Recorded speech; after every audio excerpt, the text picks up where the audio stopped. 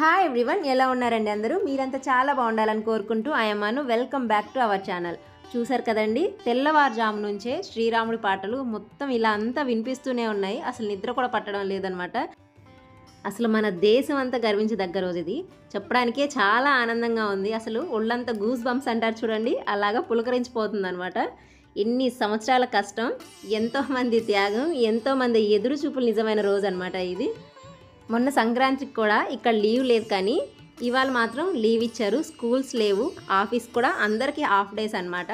అంత టీవీస్ ముందే ఉండిపోయాయి ఇక్కడంతా. మార్నింగ్ నుంచి అసలు ఒకటే దేవుడు పాటలు అనమాట. ఒక మంచి పండగ వాతావరణం అయితే స్టార్ట్ అయిపోయింది. మనకి ఎన్ని పండగలు అయితే ఉంటాయో, ఉగాది, సంక్రాంతి, ఇవి మొత్తం కలిపి ఒక్కసారిగా వచ్చినట్లు అయిందనమాట. మనం ఒక్కరమే అని కాదండి, చాలామంది దేశం మొత్తం కదా అసలుకి ఎవ్వరు ఏ స్టేట్తో పని లేకుండా అందరూ మాత్రం ఇట్లాగా మనవి ఆంజనేయ స్వామి జెండాలు ఉంటాయి కదా, అవి బాల్కనీల్లో పెట్టుకొని చాలా వరకు అందరు ఇలాగా ఇంటి ముందు రంగోలీ, అంటే మనం ముగ్గు అంటాం, వాళ్ళు హిందీ వాళ్ళు రంగోలీ అంటారు అంతే. నేనైతే కొంచెం కొద్దిగా చలి అలా తగ్గింది, కాస్త ఎండ వస్తుంది అనగానే బయట అంతా చిమ్మి క్లీన్ చేసుకొని ఫస్ట్ ఇలా చాక్ పీస్తో పెట్టుకొని, నా దగ్గర ముగ్గు లేదండి. నిన్న ఇదంతా ఇది ఒక పెద్ద పండగే కదా మనకి, మొత్తం కొంచెం క్లీన్ చేసేటప్పుడు నేను మధ్యప్రదేశ్లో ఎప్పుడో తీసుకున్నవి అవి ఎక్కడో ఉన్నాయి అనమాట. అవి కొంచెం తీసుకుని తర్వాత మన తెలుగు అమ్మాయి ఉంది కదా, అమ్మాయిని అడిగితే కొంచెం ముగ్గిచ్చిందనమాట. తన ఇంటి దగ్గర నుంచి తెచ్చుకుందనేసి తను కొంచెం ముగ్గిస్తే ఆ ముగ్గు సరిపడట్లుగా నేనైతే ఇట్లా డ్రా చేసుకొని చాలా హ్యాపీగా ఆనందంగా అయితే నేను ఈ కలర్ అయితే వేసుకుంటున్నాను. నిజంగా చెప్పాలంటే శ్రీరాముడు ఎంత గొప్ప దేవుడో, గొప్ప దేవుడు కన్నా కూడా మనం మన పిల్లలకి మహాభారతం, రామాయణం ఇలాంటివి చదివించాలి, వాళ్ళకి చెప్పాలని ఎందుకంటారో నాకైతే నిజంగా ఇప్పుడు అర్థమైందండి. టీవీలో కానీ పొద్దున్న లేచిన దగ్గర నుంచి కానీ మొత్తం ఇవే వినిపిస్తుంది కదా. అసలు ఎంత మంచి మంచి దేవుళ్ళు అని కాకుండా ఒక మనుషుల్లా చూసుకుంటే ఎంత మంచి మంచి గొప్ప గొప్ప క్యారెక్టర్లు అండి. ఒక్కొక్కరి దగ్గర నుంచి ఎన్నెన్ని ఉన్నాయి మనం నేర్చుకోవాల్సినవి. అసలు ఎలా బతకాలి, ఎలా ఉండాలి, ఎలా ఉండకూడదు, ఇలాంటివన్నీ ఉంటాయి. కాబట్టే మన పెద్దోళ్ళు మనకు చెప్తారు, రామాయణం చదువుకోండి, మహాభారతం చదువుకోండి అనేసి. ఎలానో మనం పిల్లలకి పడుకునే ముందు చాలా వరకు స్టోరీస్ చెప్తుంటాం కదా, నేనైతే కనీసం చాలా వరకు అయితే చెప్పడానికే ట్రై చేస్తానండి. ఎంత బిజీగా ఉన్నా కొంచెమని ఏదో ఒక స్టోరీ చెప్తాను. అలా ఆ టైంలోనే మనం ఇలాంటి ఒక రామాయణం తెచ్చిపెట్టుకొని డైలీ ఒక పేజ్ అన్న చెప్పి కంప్లీట్గా ఆ లాంగ్వేజ్లోనే చెప్పాలని లేదు, వాళ్ళకి ఏ లాంగ్వేజ్లో అయితే అర్థమవుతుందో మనం ఎంత సింపుల్గా అయితే వాళ్ళకి చెప్పగలుగుతామో అలా చెప్తే నిజంగా చాలా నేర్చుకుంటారు పిల్లలు. నిజంగా ఇలాంటి గ్రంథాలే చదివితే మనలో చాలా మార్పు వస్తుందండి. వింటేనే ఎంత మార్పు వస్తుందో కదా, అలాగే ఎవరు ఊరికి చెప్పరు ఇలాంటివి చదవండి చాలా మారుతారు అనేసి. ఒకసారి మీరు చదవడం స్టార్ట్ చేయండి, లేకపోతే అవైలబుల్గా లేకపోతే వినడం స్టార్ట్ చేయండి. నిజంగా గొప్ప మార్పే చూస్తాము. శ్రీరాముని చూసి ఎలా ఉండాలి, ఎవరికైనా ఇచ్చిన మాట తప్పకూడదు, అలాగే ఆయన గుణం అదంతా చూసి మనం ఎలా ఉండాలని నేర్చుకుంటాం. సీతాదేవిని చూసేసి ఒక ఆడవాళ్ళు ఎలా ఉండాలి అని చాలా నేర్చుకుంటాం మనం. అలాగే లక్ష్మణుడు, భరతుడు, ఆంజనేయ స్వామి, ఇలా చాలా మంది ఉంటారు కదా. ప్రతి ఒక్కరికి సంబంధించి ఒక ప్రత్యేకమైన అంశాలు ఉంటాయి కదా, వాటిలో చాలా గొప్ప గొప్ప విషయాలు ఉంటాయి. మనం చదవడంతో పాటు వినడం కానీ, పిల్లలకి కథల రూపంలో చెప్పడం వల్ల కానీ మనమైతే చాలా మంచి బుద్ధులు అయితే నేర్చుకుంటాము.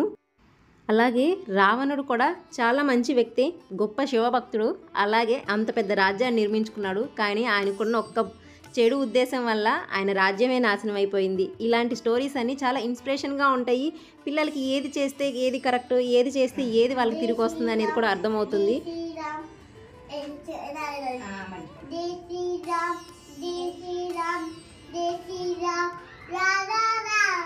Very good. చూసారు కదండి మన చిన్నోడు ఎంత క్యూట్గా పాడుతున్నాడో. మనం ఎలా బిహేవ్ చేస్తే పిల్లలు ఇంట్లో అలానే పెరుగుతారు. అది మాత్రం మనం గుర్తుపెట్టుకొని మనల్ని చూసి వాళ్ళు ఏదన్నా నేర్చుకునేలాగా మన బిహేవియర్ అనేది ఉండాలి. మొన్న జరిగిన సంక్రాంతికి అయితే నేను పిండి వంటలు అలా ఏం చేయలేదు, ఇంట్లో ఎవరు లేరు, అసలు పండగే లేదనేసి అట్లా ఏమీ చేయలేదన్నమాట. అందుకని ఈరోజు చక్రాలు చేస్తున్నాను. ఆల్రెడీ నేను ఈ రెసిపీ అయితే పోస్ట్ చేశానండి. ఏం లేదండి, మనకు కావాల్సినంత బియ్యం పిండి, అందులో శనగపిండి, మనకు కావాల్సినంత కారం, జీలకర్ర పొడి, అలాగే వాము వేసుకుంటాం కదా, వాము, ఉప్పు వేసేసి బాగా ఒకసారి వీటన్నిటిని మిక్స్ చేసుకోవాలి. చాలా ఈజీ అండి. నేను అప్పుడప్పుడు చాలా ఎక్కువగానే చేస్తుంటాను. నేను ఇలాగా బియ్యం పిండి ఉన్న ప్రతిసారి కొంచెం ఆయిల్ బాగా కాగపెట్టుకొని ఇందులో కలుపుకుంటే క్రిస్పీగా వస్తాయి అనమాట. అంటే చక్రాలు గట్టిగా అనిపించకుండా నవ్వులుతున్నప్పుడు అలా క్రిస్పీగా ఈజీగా ఉంటుందన్నమాట. ఒకసారి ఈ వేడి ఆయిల్ వేసుకున్నాక ఒకసారి స్పూన్తో అయితే తిప్పుకోవాలి. మనం చేతితో కలిదిప్పామనుకోండి చేయి కాలిపోద్ది అనమాట.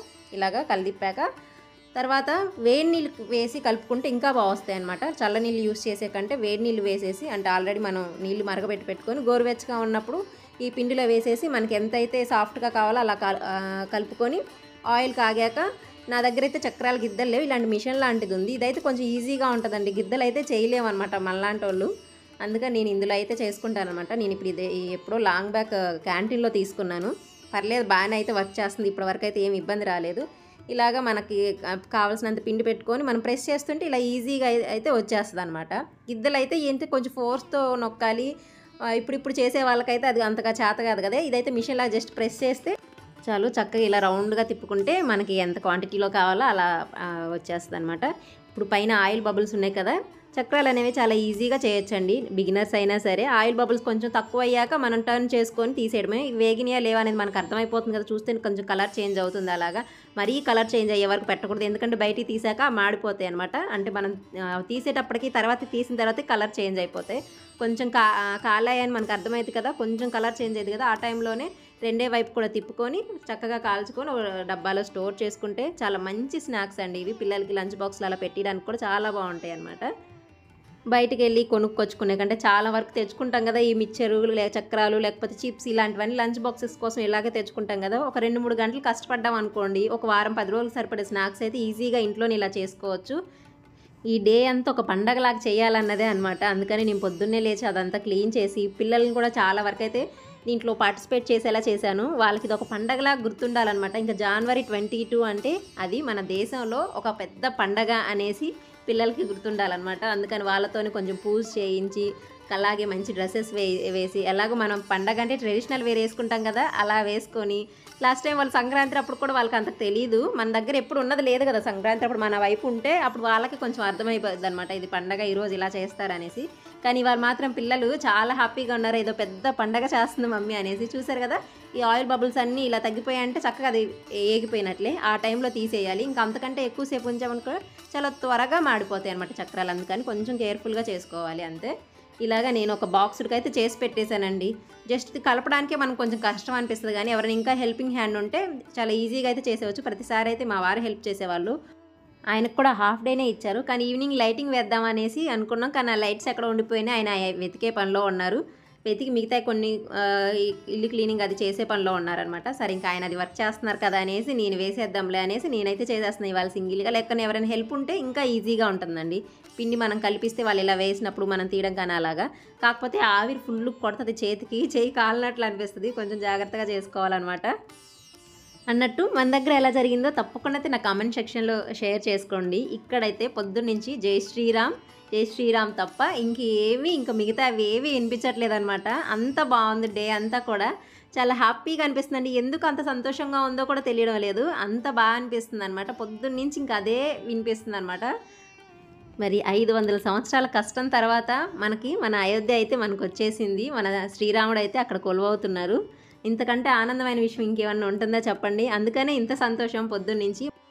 మీరంతా ఈ డేని ఎలా సెలబ్రేట్ చేసుకున్నారో తప్పకుండా కమెంట్ సెక్షన్లో అయితే నాతో షేర్ చేసుకోండి. ఇలా మొత్తం కంప్లీట్గా చేసిన తర్వాత లాస్ట్లో స్క్రూ ఊడిపోయిందండి. దీనికి ఎలా ఊడిపోయిందో తెలియదు. నేను ఒకవేళ పిండి కొంచెం గట్టిగా కలిపినట్టున్నాను, కొంచెం చూసుకొని కలుపుకోండి. ఈ మెషిన్ వర్క్ చేసేదంతా ఆ స్క్రూ మీదే. ఆ స్క్రూ లేదనుకోండి అది అంటే మనకి అప్ అండ్ డౌన్ అవ్వాలి కదా, అవ్వదనమాట. ఇంకా లాస్ట్ ఉందనమాట, లాస్ట్ మిగిలిపోయింది. ఆయన వచ్చేసి సెట్ చేస్తానన్నారు. ఆయన సెట్ చేశాక మళ్ళీ అయితే వేసుకోవచ్చు. జస్ట్ ఏం లేదండి, అటువైపు ఇటువైపు స్క్రూ ఉంటుంది, మధ్యలో ఇది ఉంది కదా స్ప్రింగ్ లాంటిది, దాన్ని పెట్టుకొని ఆ స్క్రూలు బిగించుకోవడమే. చూసారు కదండి, మన చక్రాలు చాలా ఈజీగా ఇలా సింగిల్ హ్యాండ్తో చేసేయచ్చండి. ఎటు స్నాక్స్ కోసం మనం ఎటు బయట కొంటా ఉంటాం కదా, వాటిలో ప్రిజర్వేటివ్స్ అవి ఉంటాయి. ఇవి కూడా అంత హెల్త్కి మంచిదేం కాదు, కాకపోతే మన ఇంట్లో ఆయిల్తో ఫ్రెష్ ఆయిల్తో చేసుకున్నాం కదా, అందుకనేది తప్పకుండా అయితే ట్రై చేయండి ఎవరికన్నా కుదిరితే. నేనైతే ఈ క్యాన్ నిండా కూడా చేసేసాను. దేవుడికి ప్రసాదంగా కూడా ఇవే పెడతాను ఈవినింగ్ పూజ చేసేటప్పుడు. మార్నింగ్ అయితే నేను పిల్లలు పూజ చేసుకున్నాం కదా, ఈవినింగ్ అయితే అన్నీ నేను సెట్ చేశాను, ఆయన పూజ చేసేశారు. తర్వాత మనం అంతా దివాళీలాగా సెలబ్రేట్ చేసుకోవాలనుకున్నాం కదా, ఇలా చక్కగా దీపాలు అయితే పెట్టేశాం బయట. మీరందరూ కూడా పెట్టే ఉంటారు అనుకుంటున్నాను. ఇలాగా ఏదన్నా చెయ్యాలి అన్నప్పుడు అందరం కలిసి అయితే చేసుకుందామండి, అప్పుడే కదా మనము అనేది వచ్చేది. అంటే దేశం మొత్తం కలిసి చేస్తున్నప్పుడు వాటి వైపు వాళ్ళు పెడుతున్నారులే, మనం ఎందుకులే, మనకు కాదులే, వాళ్ళకి అని మాత్రం ఎవరు ఉండొద్దండి. అలా ఎవరు ఉండరు కూడా.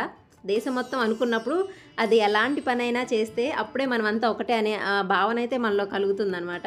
అలాగే నేను ఇంక ఈవినింగ్ టైమ్ ఇదంతా పూజ అది చేశాక మా వారు ఆ దీపాలు తీసుకొచ్చి నేను బయట పెట్టేశాను. చాలా బాగుందండి. చుట్టుపక్కల చాలా కూడా పెట్టుకున్నారు. కొంతమంది బాల్కనీలో పెట్టుకున్నారు, కొంతమంది ఎదురు పెట్టుకున్నారు. ఇలాంటివి చూసినప్పుడే అనిపిస్తూ ఉంటుంది కదా మనమంతా ఒకటి అనేసి. నేను పెట్టేశాక ఎవరెవరు ఎక్కడ పెట్టారని అది కూడా చూస్తున్నాను. అందరు దీపాలు పెట్టారా లేదా అనేసి ఒకసారి చూస్తున్నాను అనమాట. అందరూ పెట్టారండి. ఒక్క దీపమైన అయితే పెట్టారు అందరూ. చూసారు కదా, ఇలాంటివి ఏమైనా చుట్టూ కొంచెం ఇలా ఉన్నాయి తీసుకుంటే దీపాలు లైట్ అలా పడినప్పుడు అదంతా చక్కగా దాని షేప్ అనేది నీట్గా కనిపిస్తుంది అనమాట. దీపం చుట్టూ ఏదైనా డెకరేట్ ఐటమ్ వస్తే చూడండి, అలాంటివి స్టోన్స్ అలాంటివి తీసుకుంటే అవి నైట్ టైం చూడడానికి చాలా బాగుంటాయి. పక్కన మందిర్లో కూడా దీపాలు పెట్టారు. చాలామంది మందిర్కి వెళ్ళి కూడా ఆ దీపాలు అనేవి వెలిగిస్తున్నారనమాట. ఈ వ్లాగ్ అయితే ఇక్కడితో ఎండ్ చేస్తున్నాను. మీ అందరికి వీడియో అయితే నచ్చిందని అనుకుంటున్నాను. Thank you for watching. మళ్ళీ కలుద్దాం మరో వీడియోలో. జై శ్రీరామ్.